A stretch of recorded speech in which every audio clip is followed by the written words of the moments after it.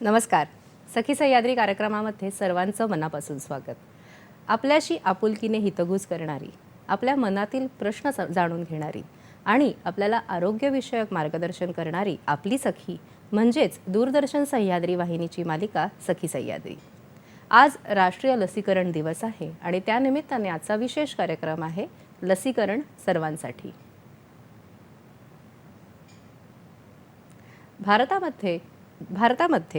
भारतामध्येच नाही तर जगभरामध्ये कोरोना महामारीच्या महाभयंकर संकटानंतर लसीकरणाचं महत्त्व हे सर्वांनाच पटलेलं आहे. 16 मार्च हा राष्ट्रीय लसीकरण दिवस म्हणून ओळखला जातो कारण दिनांक 16 मार्च 1995 रोजी भारतामध्ये पहिलं ओरल पोलिओचं वॅक्सिन सुरू केलं गेलं होतं. लस ही रोगास म्हणजे प्राणघातक रोगास प्रतिबंध म्हणून उपयुक्तता सर्वांनाच पटलेली आहे आणि म्हणूनच राष्ट्रीय लसीकरण दिवसाच्या निमित्ताने लसीकरण म्हणजे नेमकं काय आहे आणि सर्वांसाठी लसीकरण म्हणजे नेमकं काय या विषयावर आज आपण माहिती घेऊया. या विषयावर आपल्याला मार्गदर्शन करतील जे ग्रुप ऑफ हॉस्पिटल्सच्या डीन डॉक्टर पल्लवी सुप्रिया प्रभाकर सापळे. नमस्कार डॉक्टर, तुमचे या कार्यक्रमामध्ये स्वागत.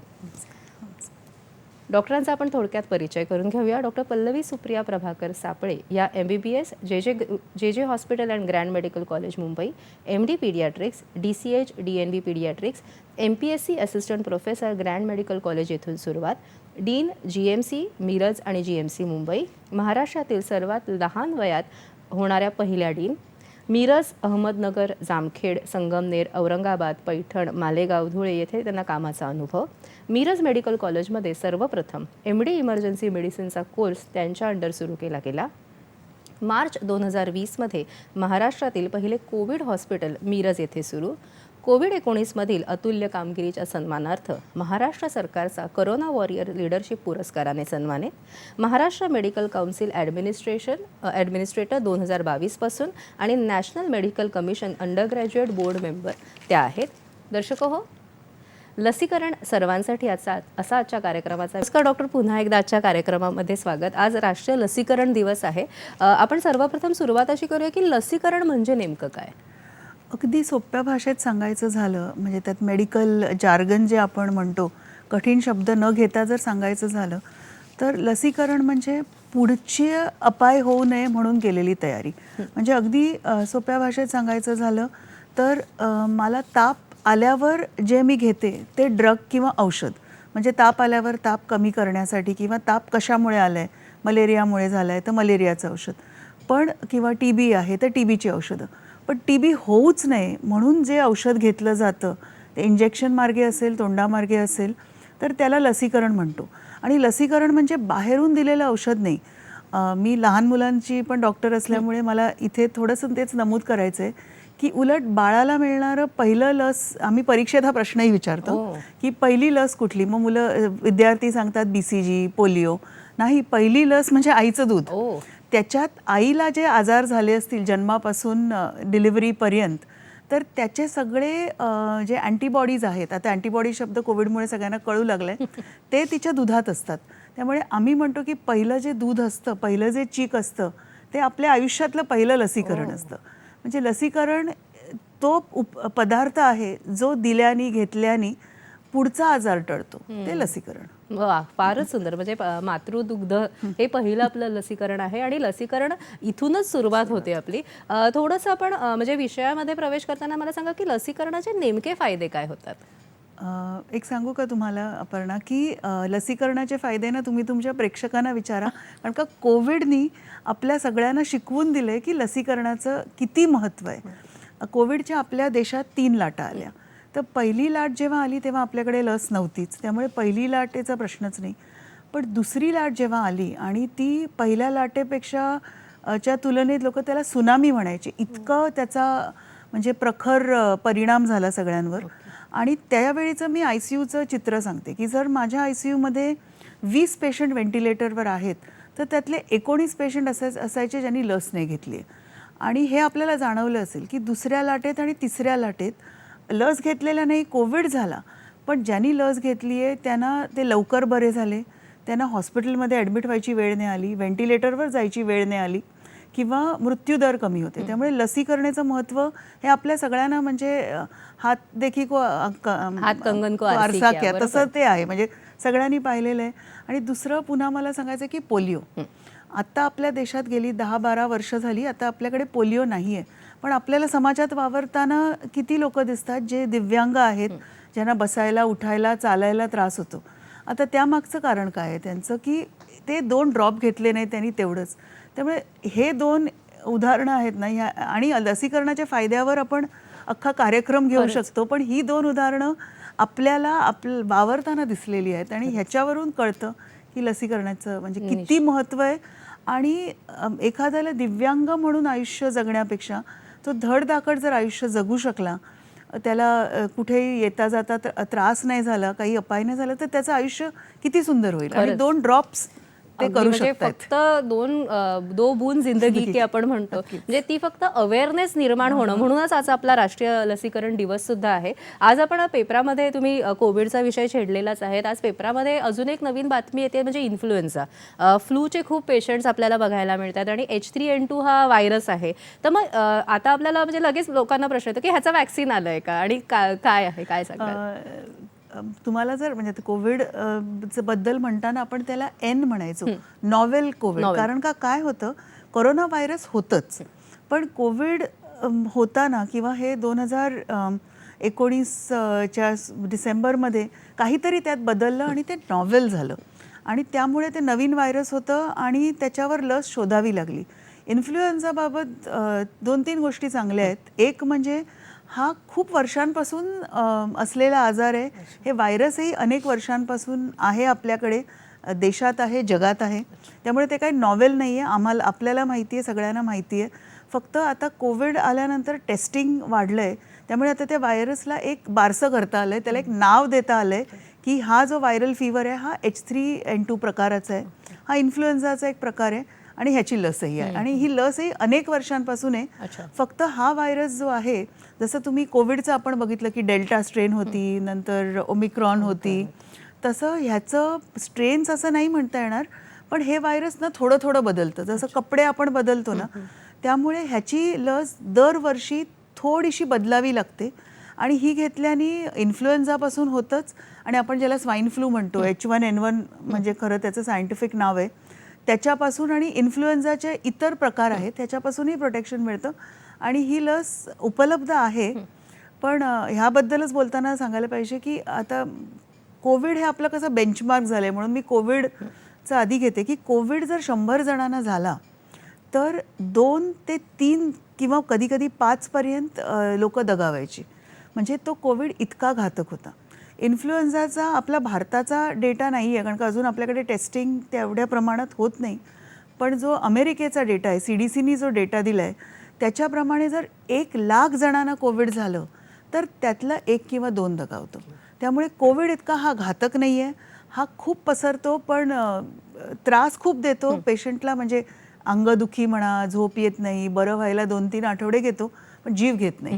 नशीब. म्हणजे पूर्वी म्हणायचे की औषध घेतल्यानंतर व्हायरल फिवर हा एका आठवड्यात बरा होतो आणि नाही घेतलं तर 7 दिवसांनी बरा होतो, म्हणजे अशातलाच हा प्रकार आहे. पण तरी मग ह्याचं जे वॅक्सिनेशन आहे हे कोणासाठी उपलब्ध आहे?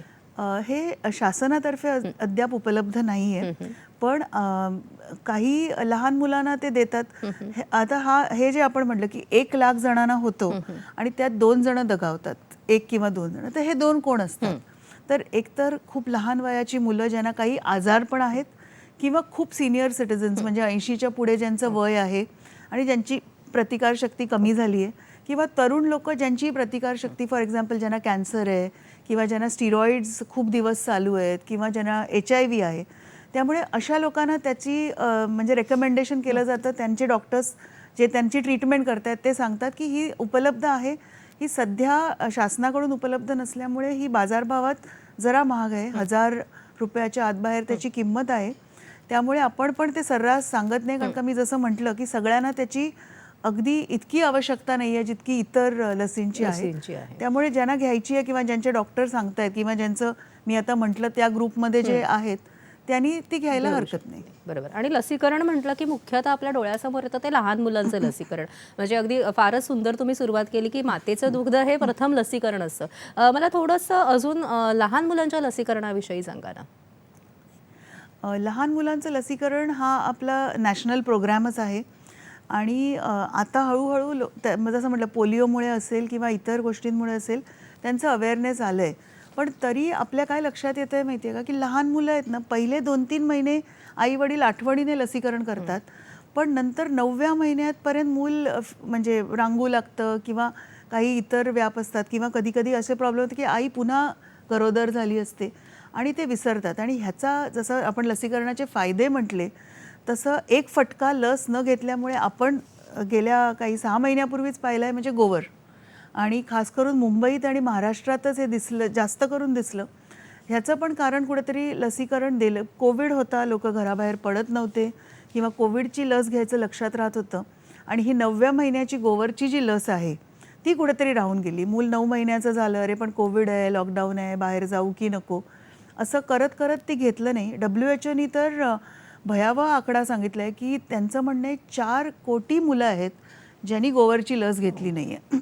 आणि गोवर हा पण थोडासा सेल्फ लिमिटिंग आजार जरी असला की तो आपोआप बरा होतो, पण तो बरा होता होता ब्रेनपासून फुफ्फुसांपासून सगळ्यांना चाटून जातो. आणि परत ज्या मुलांची प्रतिकारशक्ती कमी आहे, ज्यांचं वजन कमी आहे, त्यांच्यात कॉम्प्लिकेशन्स होतात. आणि आपल्याच इथे काही मुलं कोविड गोवरीमुळे दगावली आहेत. त्यामुळे लहान मुलांचं लसीकरण तुम्हाला डॉक्टर सांगत जातील. इनफॅक्ट आपण सुरुवात कशी करतो, डिलिव्हरी सहसा हॉस्पिटल किंवा हेल्थ फॅसिलिटीमध्ये व्हावी, तर डिस्चार्ज व्हायच्या आधीच त्याला पोलिओची लस, DPTची आणि हेपटायटिस बी ह्या देऊनच, DPT नाही सॉरी, पोलिओची आणि BCGची आणि हेपटायटिस बी ह्या 3 देऊनच, DPT आपण 1.5 महिन्याला देतो, त्यांना घरी पाठवलं जातं. आणि तेव्हा पाठवताना दरवेळी आरोग्य कर्मचारी सांगतात तुमचा पुढचा डोस ह्या तारखेला ड्यू आहे. नुसतं सांगतच नाही तर त्यांच्या कार्डवर ते लिहिलेलं असतं. बस तेवढं पालन करायचं आहे. तुम्हाला ती सूची पाठ करायची गरज नाही, काही नाही. जी पुढची डेट दिली आहे, पुढची डेट असते 1.5 महिन्यांनी, मग 2.5 महिन्यांनी, मग 3.5 महिन्यांनी, हे सगळे करतात. म्हणजे जेव्हा एकदा सर्वे झाला तेव्हा लक्षात आलं की डिलिव्हरीज आता बऱ्यापैकी हॉस्पिटलमध्ये होतात. त्यामुळे हे जे जन्माचे डोस आहेत हे जवळजवळ 100% घेतले जातात. नंतरचे डोस थोडे थोडे कमी होत जातात, 94-95.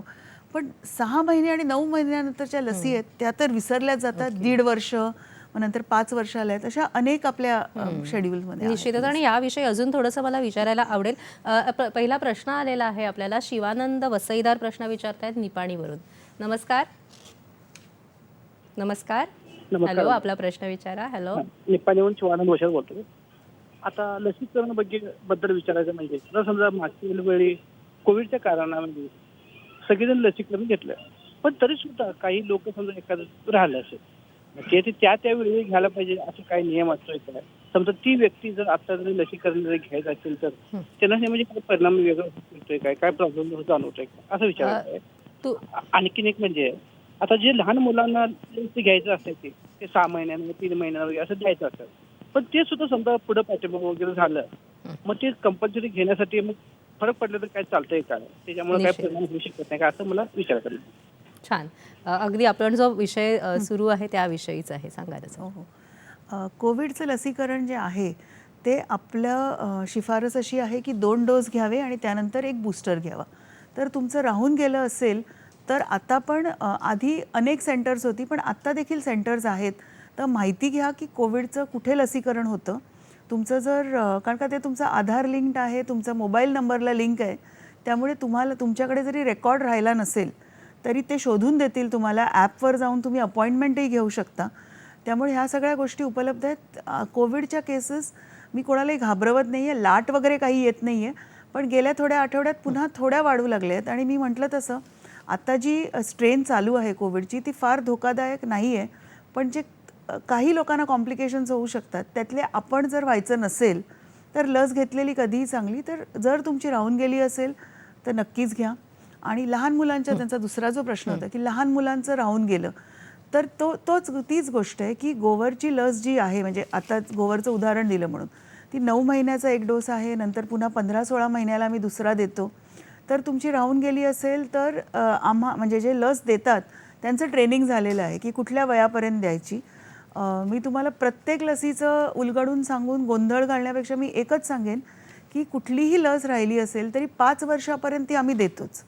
एखादी लस राहून गेली तर काही लसी अशा आहेत की मग एकदम मूल 5 वर्षाचं आमच्याकडे घेऊन आलात तर मग काही काही लसी द्यायची त्यावेळी गरजच राहत नाही, कारण का आपण गृहीत धरतो की ते मूल 5 वर्ष या जगात वावरले, त्याचं नॅचरल लसीकरण झाले.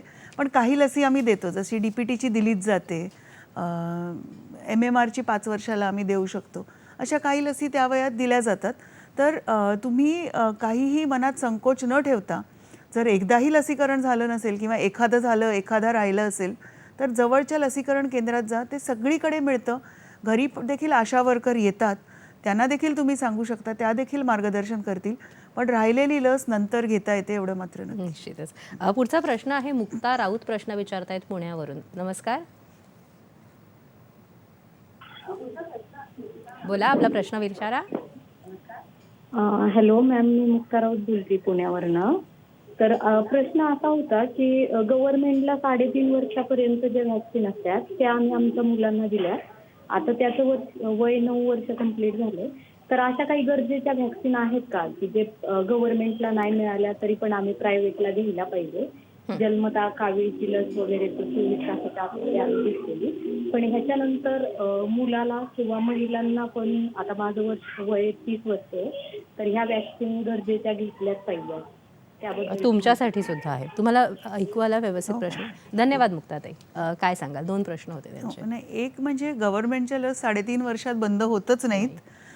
5 वर्षालाही आहे, 10 वर्षालाही आहे आणि 16 वर्षालाही आहे. तेव्हा टिटनस आणि DPT आपण देतो आणि ते देणं गरजेचं आहे. आणि यांचं वय 30 आहे ते म्हणतायत, तर त्यावेळी एक शिफारस आहे, पण ते आपण सगळेच विसरतो, की टिटनसची एक लस आहे. ती टिटनसची लस दर 10 वर्षाला घेतलेली कधीही चांगली. आणि जर तुम्हाला काहीतरी जखम झाली, काहीतरी गंजलेला खिळा पायाला लागला किंवा असं काही झालं, तर तुम्हाला नक्कीच डॉक्टर विचारतात की गेल्या काही महिन्यात तुम्ही टिटॅनसचा डोस घेतला आहे का? नसेल घेतला तर तेव्हा तो दिला जातो. तर ती एक लस नक्कीच आहे.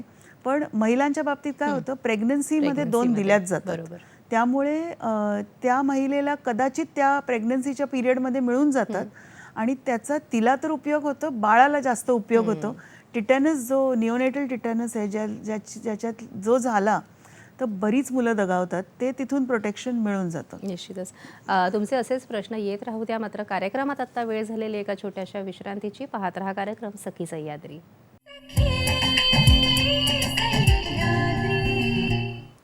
विश्रांतीनंतर पुन्हा एकदा सर्वांचं सखी सह्याद्री कार्यक्रमामध्ये स्वागत. आज राष्ट्रीय लसीकरण दिवस आहे आणि त्यानिमित्ताने विशेष कार्यक्रम आहे लसीकरण सर्वांसाठी. आणि आपल्याला मार्गदर्शन करतायत dean JJ group of hospitals and grand medical कॉलेजच्या डॉक्टर पल्लवी सापळे. मॅडम, विश्रांतीपूर्वी त्या महिलेचा प्रश्न होता की ॲडल्ट्समध्ये काही वॅक्सिन्स असतात का महिलांसाठी? त्या अनुषंगाने मला विचारायचं आहे की सर्वायकल कॅन्सरची वॅक्सिनसुद्धा आज खूप चर्चेत आहे, मुलींमध्ये हे रेकमेंडेड असते. ह्याविषयी थोडंसं मार्गदर्शन आणि मग ती कधी घ्यायची? नाही, खूप अप्रोप्रिएट प्रश्न आहे, कारण का आता महाराष्ट्र शासन आणि वैद्यकीय शिक्षण विभाग हे ब्रेस्ट कॅन्सर आणि सर्वायकल कॅन्सर अवेअरनेसचं कॅम्पेनच राबवतं आहे आणि हे खूप गरजेचं आहे. दुर्दैव असं आहे की भारतीय महिला नको तिकडे पुढे आहेत. ब्रेस्ट कॅन्सरच्या मृत्यूदरात आपण लीडिंग आहोत. आपल्याला ती लीडरशिप नको आहे आणि ह्याचं कारण म्हणजे दुर्दैव काय आहे ह्याच्यात, की ब्रेस्ट कॅन्सर जर तुम्हाला आणि सर्वायकल कॅन्सर जर स्टेज 1 स्टेज 2 मध्ये लक्षात आला तर तो पूर्णपणे बरा होतो. म्हणजे कॅन्सर बरा होत नाहीत म्हणतात, पण हा एका तऱ्हेने बरा होतो इन द सेन्स की ती गाठ किंवा ते तिथे जे असलेले ॲबनॉर्मल सेल्स आहेत तेवढा भाग काढला की सहसा त्या महिला नॉर्मल आयुष्य जगू शकतात, त्यांना काहीच प्रॉब्लेम होत नाही. पण महिला हाच आजार अंगावर काढतात आणि खूप लेट स्टेजमध्ये येतात. तर एक तर चेकिंग गरजेचं आहे, म्हणजे त्याला लसीकरण नाही म्हटलं तरी ब्रेस्ट तपासणं आणि हे तपासणं नक्कीच गरजेचं आहे. पण सर्वायकल कॅन्सरचं जवळजवळ म्हणजे ज्या ज्या महिलांना झालं आहे, भारतात असू दे जगभरात असू दे, तर त्याचं कारण असं लक्षात आलं आहे की ह्युमन पॅपिलोमा व्हायरस जे आहे हा त्यांना म्हणजे गर्भपिशवीच्या तोंडाचा कॅन्सर आहे तो, तर त्यांना हे इन्फेक्शन झालेलं असतं. HPV इन्फेक्शन कधीतरी झालेलं असतं, म्हणजे लग्न झाल्यावर ह्या पिरियडमध्ये 20शीत 30शीत, आणि त्याचा कॅन्सरमध्ये रूपांतर तिकडचे ते व्हायरस हळूहळू तिथले जे गर्भपिशवीचे जे सेल्स आहेत तिथले जे हे आहेत ते त्याच्यात बदल करतात आणि 20-30 वर्षांनी तो कॅन्सरचं रूप घेतो. ते आपण एक स्मिअरनी पण तपासू शकतो. पण हे म्हणून असं म्हणजे शिफारस हल्ली होत राहिली आहे आणि ज्यांना परवडतं त्यांनी नक्कीच घ्यावं. शासन प्रयत्न करतं आहे की आपण ते सगळ्यांना उपलब्ध करावं. तर 15 ते 16 वर्षांच्या मुलींनी म्हणजे आपल्या इथे लग्नाचं वय 18 वर्ष परमिटेड आहे, तर हे सगळं व्हायच्या आधी किंवा संबंध सुरू व्हायच्या आधी जर त्यांना हे 2 डोस दिले तर पॅपिलोमा व्हायरसपासून प्रोटेक्शन होईल आणि त्याचं रूपांतर तुम्हाला 30, 40, 50 वर्षांनी दिसणार आहे की हे कॅन्सर म्हणजे लस ही फक्त इन्फेक्शन किंवा किटाणूंपासून वाचवते असं नाही, तर लस तुम्हाला कॅन्सरपासून पण वाचवू शकते. त्यामुळे ज्यांना शक्य असेल त्यांनी ही HPVची लस नक्कीच घ्यावी आणि 15-16 वयाच्या मुली म्हणजे 9वी-10वीतल्या मुलींना हे कॅम्पेन केलं किंवा कोणी पुढाकार येऊन करून घेतलं शासनाकडून उपकार का त्यांनी तोही प्रश्न विचारला होता मुक्ताताईंनी की शासनाकडून नाही मिळत तर आम्ही काय घेऊ शकतो का, तर मीही या एका लसीची नक्कीच शिफारस करीन की ह्याच्यावर केलेला खर्च म्हणजे तुम्हाला 30 वर्षांनी रिटर्न्स देणार आहे. बरोबर. आणि 30 वर्षांनी एक आयुष्य समृद्ध करण्याची अपॉर्च्युनिटी सुद्धा आपल्याला मिळत असते. वनिता कामत प्रश्न विचारतायत मुंबईवरून. नमस्कार.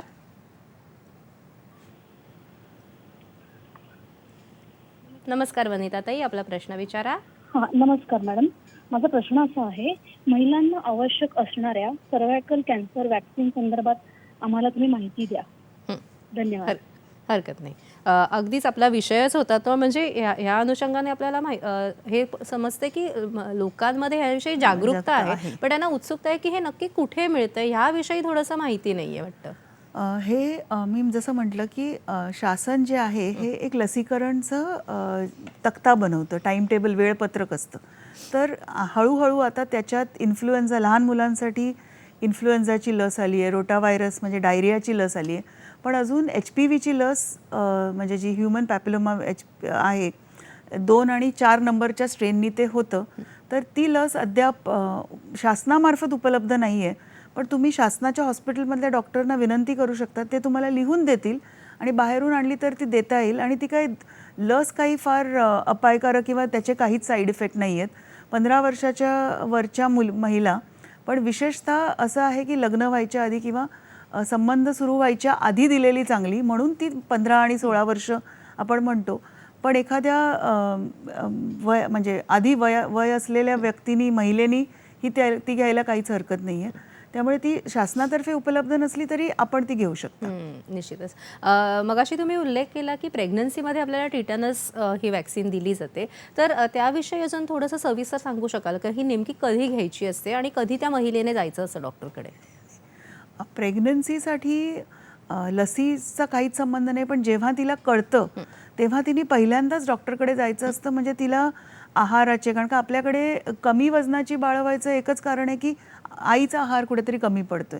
त्यामुळे तिचं हिमोग्लोबिन चेक करणं, तिचं ब्लड प्रेशर, काही महिलांना प्रेग्नन्सीमध्ये ब्लड प्रेशर होतं, म्हणजे हा आपल्या विषयाशी धरून नसला तरी व्हिजिट्स किती करायच्या. तर जेव्हा तुम्हाला कळतं किंवा वाटतं की आपण प्रेग्नंट आहोत तेव्हाच पहिल्यांदा जाऊन रजिस्टर करायचं असतं. आणि आम्ही अपेक्षा ठेवतो की कमीत कमी 2 ते 3 व्हिजिट्स व्हाव्या आणि प्रत्येक तिमाहीत एखादी व्हिजिट व्हावी, सोनोग्राफी व्हावी. ह्या सगळ्या भाग वेगळा झाला, पण ती गेल्या गेल्या तिला पहिली डोस दिलं जातं, कारण का टिटॅनसच्या वॅक्सिनचे पण लसीकरणाचे पण काही अपाय नाही आहेत. त्यामुळे पहिल्या किंवा दुसऱ्या तिमाहीत ते दिलं जातं. तिने जर आधी घेतलं असेल तर मग तिला, किंवा आता तिचे दुसरं बाळंतपण असेल तर पहिल्या बाळंतपणात तिचे 2 डोस झाले असतील तर मग दुसऱ्या बाळंतपणात 1 डोस पुरतो. आणि कधी कधी आमच्याकडे गव्हर्नमेंट हॉस्पिटलमध्ये कधी कधी बायका अशा येतात की पूर्ण लेबरमध्येच येतात की आता ही डिलिव्हरच होणार आहे तासाभरात 2 तासात, तिला पण आम्ही ती लस देतो जर तिने घेतली नसेल तर. म्हणजे ते 9 महिने फिरकतच नाहीत आणि अचानक येतात, पण त्यांना देखील ती लस, त्यामुळे ती लस प्रेग्नन्सीत घ्यायचीच आहे आणि पहिली संधी मिळेल तेव्हा डॉक्टर्स ती देतात. आपण पुन्हा लहान मुलांच्या लसीकरणाकडे वळूया. लहान मुलांचं जेव्हा लसीकरण असतं त्याचा आपण विषयी खूप डिटेलमध्ये बोलूच, पण अनेक पालकांना काही प्रश्न असतात लसीकरण देण्याविषयी. अनेक पालक असं विचारतात की समजा माझ्या लहान मुलाला ताप आहे, म्हणजे अगदी सर्दी खोकला आहे, छोटा ताप आहे आणि त्याची त्यावेळेस तारीख आहे लसीकरणाची, मग त्यावेळेस लसीकरण केंद्रावर जायचं का? कसं सांगितलं पाहिजे की कसं आहे, तुम्ही लसीकरण हे पण म्हणजे तुमच्या शरीराला लढायला शिकवतं. तर तुमच्याकडे इन्फेक्शन असताना तुम्ही ऑलरेडी लढताय आणि हे दुसरं असतं, पण तरीही शरीर ते करू शकतं. एवढं आपलं केपेबल आहे की एका वेळी 2000 लढा देऊ शकतो. त्यामुळे मूल जर ॲडमिटेड असेल, खूप सिरियस असेल तर नाही द्यायचं, पण त्यावेळी तो प्रश्नच येत नाही. पण जर मामूली सर्दी ताप असेल, मुलांना तर येतच राहतं. पहिले 3 वर्ष आपण अनेकदा ते डिस्कस केले की दर थोड्या महिन्यांनी येत राहतं आणि मग ते बरं व्हायची वाट बघा, मग लसीकरण करा, असं काहीच गरज नाही आहे. मामूली सर्दी ताप असेल, मूल थोडंसं हे असेल, तर तुम्ही जा लसीकरण केंद्रावर आणि द्या. जर मूल खरंच क्रिटिकल असेल, ॲडमिटेड असेल, तर तो विषयच येत नाही, दिलंच जात नाही. पण मग तुम्ही विसरू नका. जसं मी आता गोवरचं आपण मगाशी बोललो तसं, की मुलाला आत्ता आजारी आहे, ॲडमिटेड आहे, ठीक आहे, तो 8 दिवसांनी डिस्चार्ज होईल, मग घरी जाईल. तर घरी जायच्या आधीच तुम्हीच विचारा डॉक्टरना की आता मी जाता जाता लस घेऊन जाऊ का, माझी ही डेट चुकली आहे लसीची, किंवा घरी गेल्यावर थोड्या दिवसांनी. मग न विसरता मात्र घ्यायचं आहे. थोडं पुढे मागे झालं तरी हरकत नाही, पण घ्यायचं आहे एवढं मात्र नक्की. निश्चितच. आणि लसीकरणाचा दुसरा एक प्रकार असतो म्हणजे मुखावाटे, आपण ओरल पोलिओ देतो. तर कधी कधी म्हणजे माता भगिनींचे असे प्रश्न असतात की जर माझ्या मुलाला उलट्या होत आहेत, जुलाब होत आहेत, तर मग अशा वेळेस ते मुखावाटे वॅक्सिन घेणं कितपत योग्य आहे? सध्या आपण जे लसीकरण करतो ना, त्यात फक्त पोलिओचंच एक आता आहे जे तोंडावाटे दिलं जातं. तर पोलिओचं वॅक्सिनच्या वेळी जरी उलटी जुलाब असतील तरी ते दिलं पाहिजे, कारण का कधीकधी ती पोलिओची लक्षणं असू शकतात. जसं मी म्हटलं, सुदैवाने आता गेले 10-15 वर्ष आपल्या देशात पोलिओ नाही आहे, पण अजूनही पाकिस्तान, नायजेरिया, सोमालिया, अफगाणिस्तान ह्या देशात आहे. त्यामुळे अजूनही होण्याचा धोका आहे. जगातून त्याचं काही समूळ निघून नाही गेलेलं आहे. त्यामुळे पोलिओचं घेतलेलं कधीही चांगलं. उलटी जुलाब असतील तरीही घ्या. ह्याच्याबरोबर अजून एक वेगळा म्हणजे त्या अनुषंगानेच प्रश्न असतो की लसीकरण झाल्यानंतर काही मुलांना ताप येतो. मग हा ताप चांगला म्हणजे बरा की वाईट, काय सांगाल? काही लसी आहेत ज्यांनी ताप येऊ शकतो. विशेषतः जी ट्रिपल आहे, आता ती पेंटावॅलंट म्हणून बऱ्याच ठिकाणी मिळते, इवन शासनाच्या इम्युनायझेशन सेंटर्समध्ये. पण काही त्या DPT मधला जो पर्ट्युसिसचा भाग आहे तो करतोच, म्हणजे तो ताप आणतोच आणि तो काही अपायकारक नसतो. म्हणजे जरी आला तरी तुम्हाला सांगितलं जातं की जर ताप आला तर तापाचं औषध दिलं जातं, पॅरासिटामॉल सिंपल औषध, की ते तुम्ही घ्या 1-2 दिवसात जर ताप आला तर. आणि त्यात घाबरायचं काही नसतं, म्हणजे तुम्हाला तेव्हा सांगितलं जातं. जसं हे DPT आहे, हे किल्ड वॅक्सिन आहे, म्हणजे त्यात जिवंत काही व्हायरस किंवा बॅक्टेरिया नाही आहेत. पण ह्याच्यात जी गोवरची आपली लस आहे, ह्याच अनुषंगाने गोवरची जी लस आहे ना, त्याच्यात ते गोवरचं व्हायरसच असतं, पण ते इतकं माइल्ड करून ठेवलेलं असतं की त्यांनी काही अपाय होत नाही. पण काही मुलांना हलकासा ताप येतो दुसऱ्या दिवशी, काही मुलांच्या अंगावर पुरळ पण उठते आणि ती निघून जाते. त्यामुळे लसीकरणानंतर जर ताप आला तर त्याचं औषध तुम्हाला सांगितलं जातं. लस देतानाही तुम्ही विचारा, तुम्हाला सांगितलंही जातं, पण तुम्ही विचारा की ताप वगैरे येईल का, ताप आलं तर काय होईल. कारण का DPT नंतर मूल 2 दिवस चिडचिड पण राहतं. तेवढं राहिलं तर घाबरायचं कारण नाही. कधीतरी ह्या लसींनी मुलांना, ज्यांना फिटचा आजारच आहे त्यांना फिट्स येऊ शकतात. असं काही मुलाला आधीपासूनच काही आजार असेल तर तुम्ही सांगा की बाबा माझ्या मुलाला हा आजार आहे किंवा हे डायग्नोसिस झालेलं आहे. मग त्याप्रमाणे काही मुलांना लसी दिल्या नाही जात किंवा त्याचं जे माइल्डर किंवा वेगळं व्हर्जन आहे ते दिलं जातं. किंवा जी लस तुम्ही एकदा घेतली आहे आणि तुम्हाला पुन्हा घ्यायची आहे, 1.5 महिन्यांनी परत ड्यू आहे, किंवा तर जर पहिल्या लसीच्या वेळी खूप त्रास झाला असेल तरी तुम्ही कळवायचं की गेल्या वेळी दिली ना तर ह्याचा ताप 8 दिवस गेला नाही, मग त्याप्रमाणे मॉडिफाय केलं जातं. पण लस तर द्यायचीच आहे. जामखेडवरून आपल्याला प्रश्न आलेला आहे. दादा उबाळे प्रश्न विचारतायत. नमस्कार. हॅलो, नमस्कार, आपला प्रश्न विचारा. नाही, अशा व्यक्तींवर कोरोना व्हायरसचे कोणते दुष्परिणाम होऊ शकतात त्याबद्दल सांगा. पुन्हा एकदा सांगाल का प्रश्न? हो, ज्या व्यक्तींचे लसीकरण झालेले नाही अशा व्यक्तींवर कोरोना व्हायरसचे कोणते दुष्परिणाम होऊ शकतात त्याबद्दल सांगा. अच्छा. थोडंसं सगळ्यांच्याच मनात हा संभ्रम असतो की वॅक्सिनचे दुष्परिणाम, एक भीती असते मनामध्ये. तर थोडंसं त्यांना, म्हणजे त्यांचा प्रश्न असा होता की ज्या व्यक्तींमध्ये कधीच वॅक्सिन झालेलं नाहीये त्यांच्यामध्ये कोरोना वॅक्सिनचे काही दुष्परिणाम होऊ शकतात का? नाही, ज्यांना त्याचा काहीच संबंध येत नाही, ज्यांनी कधीच, आता कदाचित एखादा व्यक्ती अशा ठिकाणी असेल किंवा अशा वातावरणात वाढला असेल की त्यांना लहानपणीची कुठलीच लस कधीच दिली गेली नाही, पण त्यांनी आता कोविडची पहिली लस घेतली, तर असं काही नाही आहे की, कारण का प्रत्येक लस वेगवेगळी आहे. म्हणजे कोविडच्या लसीचा गोवरच्या लसीशी, पोलिओच्या लसीशी असा काही संबंध नाही आहे. त्यामुळे लस घेतली नाही आहे आधी आणि पहिल्यांदाच कुठली तरी नवीन घेतो आहे असं काहीच नसतं. पण प्रत्येक लसीचे दुष्परिणाम असू शकतात आणि ते सांगितले जातात. जसं कोविड लसीनंतर लोकांना डोकेदुखी हे खूप कॉमन झाली होती.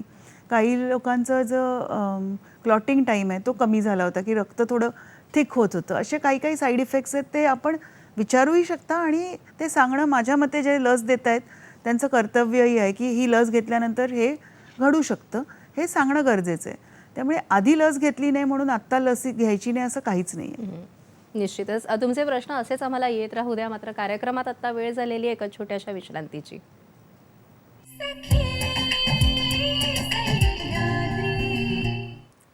विश्रांतीनंतर सर्वांचं पुन्हा एकदा सखी सह्याद्री कार्यक्रमामध्ये स्वागत. आज राष्ट्रीय लसीकरण दिवस आहे आणि त्यानिमित्ताने आजचा विशेष कार्यक्रम आहे लसीकरण सर्वांसाठी. आणि आपल्याला मार्गदर्शन करतायत जे group of hospitals and grand medical कॉलेजच्या डीन डॉक्टर पल्लवी सुप्रिया प्रभाकर सापळे. मॅडम, विश्रांतीपूर्वी आपल्याला अनेक प्रश्न आले आणि अनेक जणांचे अनेक प्रश्न होते की वॅक्सिन कधी घ्यायचं आहे वगैरे. या विषयावर अजून एक वॅक्सिन आहे ज्याचा उल्लेख करायला फार महत्त्वाचा आहे, ते म्हणजे रेबीज वॅक्सिन. अनेक वेळेला म्हणजे पूर्वीची तर आख्यायिका होती की गल्लीतले कुत्रे म्हणजे आवरा, कारण पोटावर 14 इंजेक्शन घ्यावी लागतात आणि त्यामुळे काय होतं की एक प्रकारची भीती असते. अनेक वेळेला हे सांगितलं सुद्धा जात नाही की कुत्रा चावलेला आहे. तर थोडंसं रेबीज वॅक्सिनेशन विषयी जर अजून सांगू शकाल का? खरंच अपर्णा, तुम्ही खूप महत्त्वाचा विषय घेतला आहे. कारण का आपण बाकीच्या ज्या गोष्टीबद्दल बोललो त्याला कुठेतरी रुग्ण बरा होतो, 100% दगावत नाही. जर 100% मुलांना मिजल्स झालं तर त्यातल्या काही मुलांना कॉम्प्लिकेशन्स आणि त्रास होतात, पण काही वाचतात आणि काहींना फार त्रास होत नाही. पण जर तुम्हाला रेबीज झालं तर डॉक्टरनी डेथ सर्टिफिकेटच लिहून ठेवावं. म्हणजे मी थोडं घाबरवते, पण काहीही अतिशयोक्ती नाही आहे, हेच वस्तुस्थिती आहे. आजच्या काळात रेबीजला उपाय नाही.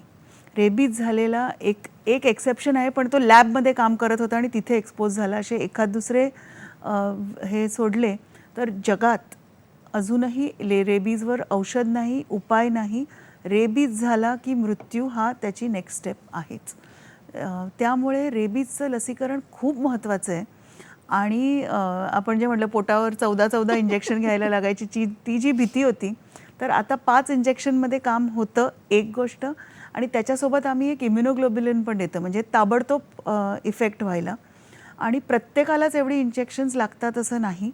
आम्ही जेव्हा पेशंट येतो तेव्हा त्याला विचारतो की कुत्र्याचं पण लसीकरण असतं, त्याचं झालं आहे का, मग तो तुम्हाला तुमच्या ओळखीतला आहे का, पाळलेला आहे का, तुम्ही काहीतरी केलं म्हणून तो चावला आहे का, किंवा आणि त्याचं नख लागलं आहे का, ॲक्च्युली चावा घेतला आहे, जिथे ज्या भागावर चावा घेतला आहे तो कपड्याच्या वरून घेतला आहे का कपडे नसलेल्या भागात हातापायावर. अशा अनेक गोष्टी असतात आणि तुम्ही म्हणालात तसं लोक लपवतात. आणि रेबीजचा एक प्रॉब्लेम काय सांगते की आज कुत्रा चावला ना तर उद्या नाही त्रास होणार आहे. तो त्रास 3-4 महिन्यांनी होऊ शकतो, 6 महिन्यांपर्यंत होऊ शकतो. आणि एकच उदाहरण सांगायचं झालं तर एक वर्षभरापूर्वी जेव्हा मी धुळ्याला होते तिकडे एक ॲडल्ट पेशंट आला आणि म्हणजे त्या डॉक्टर्सनी आम्हाला सांगितलं की त्याच्या तक्रारी इतक्या विचित्र होत्या की तो वेगळंच वागतोय, अंगावर खाज आली असं सांगतोय, असे वेगळेच त्याच्या तक्रारी होते की त्याचा आजारच पकडत मध्ये येऊन ना की अचानक हा माणूस असा का वागतोय. आणि म्हणजे खूप माहिती घेता घेता घेता लक्षात आलं की ह्यांना कुत्रा चावला होता 4-6 महिन्यापूर्वी. आणि मग ते ऑफकोर्स मी म्हटलं तसं त्याला इलाजच नाही आहे. त्यांना जितकं कम्फर्टेबल ठेवता येतील तितकं आम्ही ठेवतो, अंधाऱ्या खोलीत ठेवतो, पाण्यापासून दूर ठेवतो, पंखे बंद ठेवतो, म्हणजे हवेनी पण त्यांना त्रास होऊ शकतो, अशा गोष्टी ठेवतो. आणि पण मृत्यू झाला तो झालाच. आणि मग आम्हाला नंतर रिपोर्टमध्ये हे दिसलं आणि आमचं डायग्नोसिस कन्फर्म झालं. त्यामुळे ते तुम्हाला तेव्हा कळणार नाही, अचानक खूप दिवसांनी. एकतर ताबडतोब लसीकरण घ्या आणि डॉक्टर्सपासून तर हे लपवूच नका की काय संपर्क आलेला आहे त्याचा. आणि साधी सोपी 3 ते 5 इंजेक्शन्स घ्यायची आहेत आणि जीव वाचणार आहे. बरोबर आहे. आणि ती गव्हर्नमेंट हॉस्पिटलमध्ये सुद्धा उपलब्ध सहज आहे. मिळते, म्हणजे म्हणतात ना की डॉक्टर आणि वकिलापासून काही लपवू नये, तर हे फार इथे महत्त्वाचं आहे. पुन्हा आपण लहान मुलांच्या लसीकरणाकडे वळताना अनेक प्रश्न होते की उलट्या जुलाब असताना घ्यावी का, त्याच्यानंतर ताप आला तर काय. अनेक वेळेला मांडीवर वगैरे लस टोचली जाते आणि त्यामुळे ती मांडी दुखते किंवा त्या मुलाला तिकडे त्रास होतो. तर याविषयी काही म्हणजे हे नॉर्मल आहे का अजून काही आपण उपाय केला पाहिजे? कसं असतं ना, प्रत्येकाची म्हणजे आता आपल्या दोघींना जरी काहीतरी जखम झाली तरी प्रत्येकाची सहन करण्याची ताकद वेगवेगळी असते. त्यामुळे ते इंजेक्शनच्या ठिकाणी 1-2 दिवस सगळ्यांनाच थोडंसं वेगळं वाटतं. अगदी आपलं ब्लड कलेक्शन जरी केलं, रक्त घेतलं, तरी एखाद दुसरा दिवस ते थोडंसं तिकडे काहीतरी वेगळं जाणवतं. पण ते वेगळं जाणवण्यापुरतं असतं, खूप काही होत नाही. मात्र DPTची जी लस आहे ती थोडी टिपिकल आहे की तिकडे थोडंसं जास्त दुखू शकतं आणि मुलाला त्रास होऊ शकतो. तर मूल जर रडत असेल, दुखत असेल तर आपण त्याचं औषध तर देतोच. पण अगदीच तुम्हाला वाटलं की कुठेतरी चुकीचं लसीकरण झालं आहे, आपल्या सगळ्या नर्सेस ज्या लसीकरण देतात, डॉक्टर्स जे लसीकरण देतात, ह्यांचं ट्रेनिंग झालेलं असतं आणि त्यांचं रिफ्रेशर ट्रेनिंग देखील होतं की कशी द्यायची. पण चुकून एखाद्या सेंटरमध्ये शासकीय असेल, प्रायव्हेट असेल, कुठेतरी नस दबली गेली असेल, नशेत म्हणजे नर्वमध्ये इंजेक्शन दिलं गेलं असेल मसलमध्ये न देता, तर काहीतरी प्रॉब्लेम्स होऊ शकतात. त्यामुळे तिकडे जर दुखत असेल किंवा अजिबात मूल ते मलूल पडत असेल किंवा तो भाग लुळा पडत असेल तर मात्र धावत परत डॉक्टरकडे जा. नाहीतर थोडं लसीकरण नंतर दुखणं, कुठल्याही इंजेक्शन नंतर दुखतंच. बरोबर.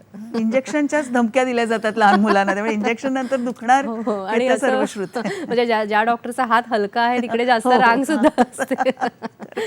जेव्हा आपण लहान मुलांचं वॅक्सिनेशन असतं त्याच्यामध्ये एक न्यूमोकोकल वॅक्सिन असते. तर ही न्यूमोकोकल वॅक्सिन अनेक वेळेला वृद्ध व्यक्तींना सुद्धा रेकमेंड केली जाते. त्याविषयी थोडंसं सांगू शकाल का? हो, आधी कशा आपल्याकडे बेसिक लस होत्या, पोलिओ होती, DPT होती. नंतर जशा अजून लसी उपलब्ध होऊ लागल्या आणि मग त्याचा विचार झाला, कुठलीही लस देताना त्याचा कॉस्ट बेनिफिटही विचार होतो की ह्याचा आजार भयावह आहे का, ह्यानी मृत्यू होऊ शकतो का, तर लस द्यावी.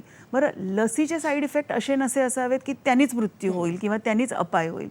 तर म्हणून आता काही नव्या लसी आल्यात. आपण न्यूमोकॉकलबद्दल तर बोलतोच आहोत. तर न्यूमोकॉकल हा निमोनिया टाळतो आणि आपण हे बघितलं की 5 वर्षाखालील मुलात जास्तीत जास्त मृत्यू हे निमोनिया आणि डायरियामुळे होतात. त्यामुळे ह्या 2 लसी आता शासनाने कंपल्सरी आपल्या राष्ट्रीय शेड्यूलमध्ये आणलेल्या आहेत. आणि दुसरा गट ज्यांची प्रतिकारशक्ती कमी होते ते म्हणजे सिनियर सिटिझन्स, त्यांना सहव्याधी असतात.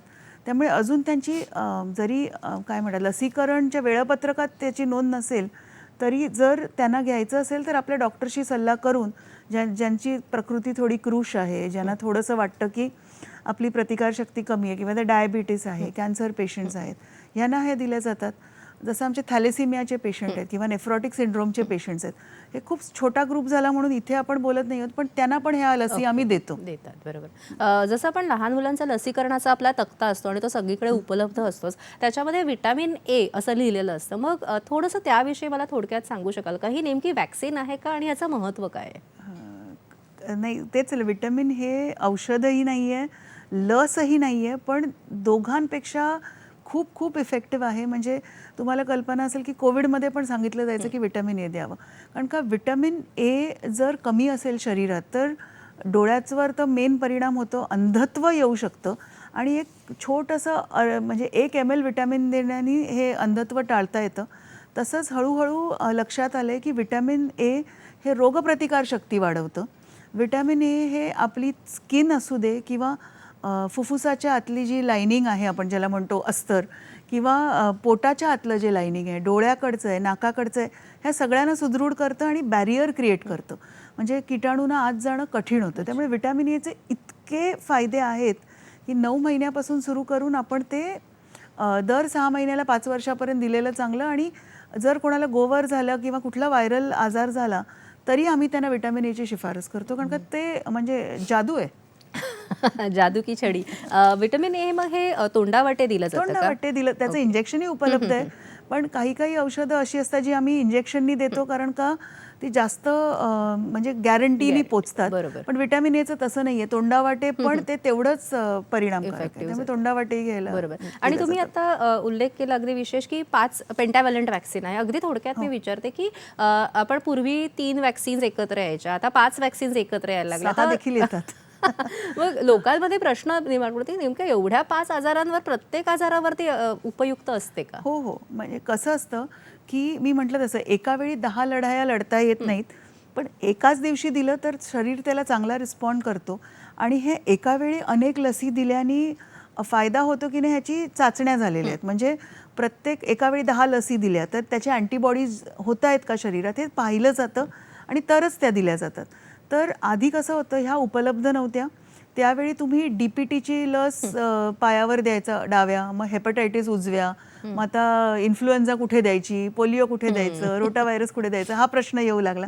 त्यामुळे त्या कंबाईन केल्या गेल्या. परत तपासलं गेलं की एकाच सगळ्या दिल्याने परिणाम होतो का, का एक स्ट्रॉंग होते आणि बाकी नाहीच होतं. मुलाला 3-4 इंजेक्शन द्यायच्याऐवजी एका इंजेक्शनमध्ये काम होत असेल तर ती पेंटा म्हणजे 5 तर 5 एकत्र प्रोटेक्शन मिळून जातं. त्यामुळे पेंटाव्हॅलंट वॅक्सिन आता शासनातर्फे उपलब्धच आहे आणि आता त्यात 6वी घालूनही काही उपलब्ध आहे. म्हणजे मुख्यतः त्याचा मतितार्थ असा आहे की वॅक्सिन्स योग्य वेळी त्या लहान मुलाला देणं महत्त्वाचं आहे, कारण त्याचा आरोग्याशी गाढ संबंध आहे आणि प्राणघातक रोगांपासून आपल्याला प्रतिबंध करण्यासाठी या लसीकरण अतिशय महत्त्वाचं आहे. आज राष्ट्रीय लसीकरण दिवसाच्या निमित्ताने हे अधोरेखित झालेलं सुद्धा आहे आणि राष्ट्रीय लसीकरण दिनाच्या निमित्ताने जे आपले फ्रंटलाईन वर्कर्स आहेत, डॉक्टर्स आहेत, आशा आहेत, नर्सेस आहेत किंवा इतरही अंगणवाडी सेविका आहे, त्यांना सुद्धा त्यांच्या सन्मानार्थ सुद्धा हा राष्ट्रीय लसीकरण दिवस आपण साजरा करतो, कारण त्यांच्या अथक परिश्रमांमुळेच आपण जास्तीत जास्त लोकांपर्यंत हे लसीकरण नक्कीच पोहोचवू शकतो. आज कार्यक्रमामध्ये लसीकरणाविषयी तर तुम्ही सांगितलंच, पण इतरही जी जनजागृती आहे अतिशय छान तुम्ही मार्गदर्शन केलं मॅडम. त्यासाठी दूरदर्शन सखी सह्याद्रीतर्फे तुमचे मनपूर्वक आभार.